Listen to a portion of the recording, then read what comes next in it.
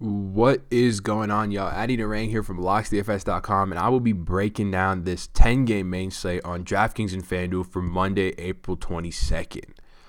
Before I get into that, though, if you guys can go ahead and leave a like and comment on this video, not only would it mean a lot to me, but you yourself will be entered into a free season pass giveaway that we run every single week. All you got to do is leave a like, leave a comment. The more comments you leave on the more videos, the higher chance that I'm going to see it and pick you as the winner. I do announce that winner every Monday. So the winner for this past week's giveaway is going to be Ferrari Red. Be seeing him leave a ton of comments on a lot of our videos, just positive stuff about both me and Christian. So I'm going to go ahead and award him with the free season pass. So Ferrari Red, if that is your name, or alias, whatever, go ahead and send us a DM on Twitter. You can either DM me at reallyaddy, or you can DM Locks at LocksDFS, and we will get you hooked up with that free season pass of your choice, as well as entry into the respective Slack chat, private member Slack chat. So go ahead and do that, and to be entered in the next week's giveaway, go ahead and just leave a like and comment, and everyone who does that will be entered. So with that being said, one last thing. If you guys do want to get a pass, just a month or a season pass, whatever whatever you choose, whatever you can afford, locksdfs.com/shop is the place to do that. I do think you can get a fair amount of info out of these videos, but they are fairly short. So if you want access to our lock sheets and access to our experts 24/7 in our private member Slack chat, which I think is incredibly vital. We've been having a ton of success in there. It feels like every time the slate sort of finishes, like the night games are ending, it's just the screenshots start coming in there of, this is what I did, this is how my team went. So if you guys are interested in that, it's a ton of fun. So go ahead and check that out. So with that being said, though, that's been 2 minutes without baseball. So let's get into baseball. And there's a ton of pitching options on this slate, but because of DraftKings dynamic pricing, they know that there's a lot of bats on this slate as well. So there's not going to be a starting pitcher above 10K, which I kind of like. It lets you pay up for some nice pitchers if you want to, and they're not going to be more than like 9K. Or you could pay down and get all the bats. We have another Coors Field slate, so a ton of bats to look towards. So starting with starting pitching, my favorite point per dollar high price starting pitcher is going to be Chris Sale. The first thing I should mention in this game is that check the weather for it. It's still early before the game starts, but it looks like it's going to rain a lot in Boston tonight. So if it does rain and this game is impacted, then obviously the starting pitchers are sort of the first guys impacted by rain. So if it is going to impact Sale, then we will be off of him. But as always, get a pass, get in the Slack chat. I'll keep you guys updated on all of that. So will Christian. So, yeah. But to talk about Chris Sale, he's been bad to start the year. I don't really know how else to put it. 5.28 xFIP to righties, but his usual dominant 1.99 xFIP to lefties. Just because his release is just so hard to pick up for lefties that even if he is struggling velo wise, lefties it's just a mess for them. But the real issue with him, like I said, is that he's been struggling velo wise. His velocity's been sitting at around 92 miles an hour, which is not what we want to see for a guy like Chris Sale, whose fastball performs a lot better, like most pitchers, but his especially performs a lot better at higher speeds. However, the good news in regards to that is if we filter it by plate discipline over his past 4 games, we still see that he's generating an 11.1 swinging strike rate. It's not the Chris Sale usual 14% swinging strike rate, but it is increased the past 3 games. He really struggled in that Oakland game where he was ill or whatever, and then it ticked back up to 12%, and then it ticked back up to 13% in a tough matchup versus the Yankees. And then if we filter by velocity, we see that in that Yankees matchup, his velo on his fastball ticked up over 4 miles per hour at 96.3, where it usually is. So that shows me that there's really nothing wrong with him physically. And if there's nothing wrong with him physically, then he should be like 12K, not 8.6K. So I will most definitely be playing him in this spot if weather permits us to. If you don't want to play Chris Sale, or maybe someone to pair Chris Sale with, is going to be Joe Musgrove. For me, Joe Musgrove just a super talented pitcher in a really good ballpark for pitching. It really mitigates left-handed power, which is something that Joe Musgrove can struggle with. But I mean, not too much we could say. 3.80 xFIP to righties, 3.46 to lefties, just about a K per 9. At home, he's averaging a little bit more than a K per 9 at 10.29 with a 3.29 xFIP. And then if we go ahead and filter this by plate discipline, we see that Joe Musgrove is averaging a 13.3% swinging strike rate on the year, which is what we love to see. So Arizona predictably has a very low team total at 3.6, as well as Detroit at 3.1, I believe, versus Chris Sale. Yeah, they opened at 3.5 and have dropped at 3.1. Also because weather in that game, the wind is blowing in at about 15 miles an hour. So if that game does play and that wind holds, then this is a really, really good spot for starting pitching in this game, primarily Chris Sale. But if you do want to get a little bit cheaper, you are going to have to afford those guys. If you do want some of these bats, there are some really playable, I should say, cheap options. You have Chris Bassett here at 6.8K. Chris Bassett, a guy that's just a league average pitcher. He has a 6.8% swinging strike rate last year. Nothing impressive, but he does generate ground balls at a fair rate, and he does strike guys out a decent amount. He had a 4.83 xFIP to righties and a 4.19 xFIP to lefties, just about a K per 9 at home with a 3.84 xFIP. And like I said, he generates ground balls at a little bit lower than a 48% clip, about 45%, which is definitely what you want to see. He's pitching in a great ballpark versus a Rangers team that can be prone to striking out a lot.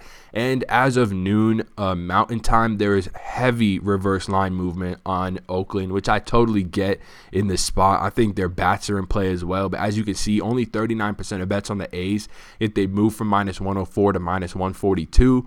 That means this 39% of the bets has more money on it than this 61%, enough to make the line move almost 38 points. We're seeing the Athletics team total rise by 0.4 and Texas fall by 0.4. That's all really good for a starting pitcher and an Oakland stack, so look towards that.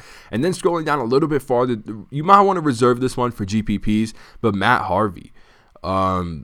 I mean, Matt Harvey, like, I know versus the Yankees, but this is not the same Yankees team. If we just filter it by their projected lineup and we go and look at this thing, I mean, no Judge, no Stanton, no Andujar, no Tulo, no Bird, no Gary Sanchez.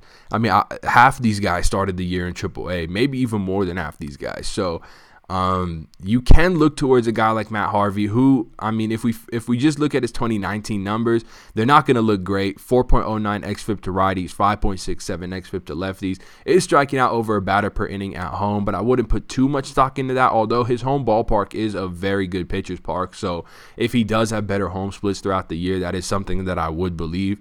But then if we look at it via plate discipline, we see that Matt Harvey's generating nearly a 12% swinging strike rate. That's impressive. I mean, that really is impressive for a guy this cheap. So I do think if you want to load up on Coors bats, or like some of these Boston bats, like versus Matt Boyd, who are pretty cheap, or some of these Tampa bats, whoever you really want to get, some of these White Sox bats, I do think you could get Gross at SP2 and go with a guy like Matt Harvey. He's most definitely in play on this slate. So with that all being said, let's talk a little bit about bats, and then we'll wrap up the video.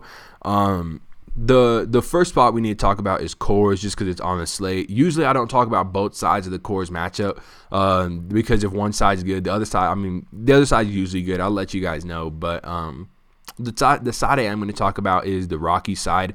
They've just been raking since they've got back to Coors. I believe Charlie Blackmon got into Coors before the series started with like a 219 batting average, and now he's sitting at like 288 or something. So definitely benefiting from that Coors ballpark, as he usually does. But Jeremy Hellickson, a guy who usually generates a fair amount of soft contact, not so much this year. He's giving up 40% hard contact to lefties with a 30% line drive rate and a 35% fly ball rate. Not great numbers. He's struggling with his walks as well. 5.4 walks per 9 to lefties, 5.19 to righties. If you do recall, this Washington bullpen has been one that we've been picking on the past week or so. They've been really, really bad. And now in Coors Field, it's not going to get any better for them. So I'm gonna really look to a lot of these course bats. A lot of these lefties are still fairly priced. I mean, Blackman at 5.4 is kind of normal. 5 for Dahl, 4.5 for Ryan McMahon. Even Tony Walters is hitting the ball a lot better this year. So I'm gonna really look to a lot of these guys. But obviously the righties are more than in play as well. And then the other side of the game, I'm not gonna go too much in depth. Tyler Anderson is nothing more than a league average pitcher. He used to have a couple good years behind him, but at this point you can target him pretty freely with all these Nats. If Victor Robles leads off, he's probably going to be my favorite play. Maybe on the slate if he's leading off. Rendon, also an amazing play. Lefty Masters, Zimmer, Mendoza, Gomes, all three of them are the same. So you can definitely game stack this if you so choose. And then another spot that I want to talk about that I don't think too many people are going to talk about is going to be these Oakland A's versus Mike Minor. I already talked about that reverse line movement, how it helps Chris Bassett, but it also really does help this Oakland A's offense because they're a team that matches up really, really well versus a guy like Mike Minor. Mike Minor, 4.92 xFIP to righties and a 1.23 home run per 9. He gives up a fair share of hard contact, 36% with a 44% fly ball rate. That's both very targetable numbers. 2018 for him was more or less the same. 4.83 xFIP to righties, home runs per 9 at 1.33, and hard contact up, fly ball rate up as well. It's a guy who really relies on the other team chasing a lot of these pitches that are close but off the plate, and that's not what Oakland does. They're an incredibly patient baseball team, and they're so underpriced for whatever reason. Maybe because Mike Minor's been good, but there's no reason Matt Chapman should be sub 4K. There's no reason Piscotty and Semien should each be well below 4K. Even Chris Davis is only 4.4. This is a guy who was 5.5 like a week ago. So they make for a really cheap stack. But a ton of upside there as well as a little late night hammer versus Mike Minor. So look towards them as well for your bats. Now, before we get out of here, let's go ahead and do these home run calls. They've been crazy good for whatever reason, maybe because of the juiced ball, but it feels like every time we make a call, the guy homers. So we're going to keep doing that. The cheap guy I'm going to go with is going to be Matt Chapman at 3.9K versus Mike Minor. Matt Chapman's got amazing numbers versus lefties. He should never be under 4K, a guy this talented. So I'm going to go ahead and go with him. And then my high price guys, I'm just going to keep riding Charlie Blackmon until he stops. The guy almost hit for the cycle yesterday after hitting a walk-off home run the day before. He hit that walk-off home run the day before, and then the next day on the first pitch of the game, he hit another home run. So that means on back-to-back pitches, he homered. Has really nothing to do with this call, but this is a Coors Field hitter in the purest. I mean, his power plays beautifully there. His speed plays beautifully there. So I love that play, and I'll go with him as the high price dong of the day. So that being said, guys, thank you so much for checking out this video. As always, if you did enjoy, please do leave a like and comment. It really does help me a lot, and you'll be entered into that giveaway that I talked about in the beginning of the video. But with that all being said, guys, thank you so much for checking it out. I hope you win a ton of money tonight, and I will see y'all tomorrow. Peace.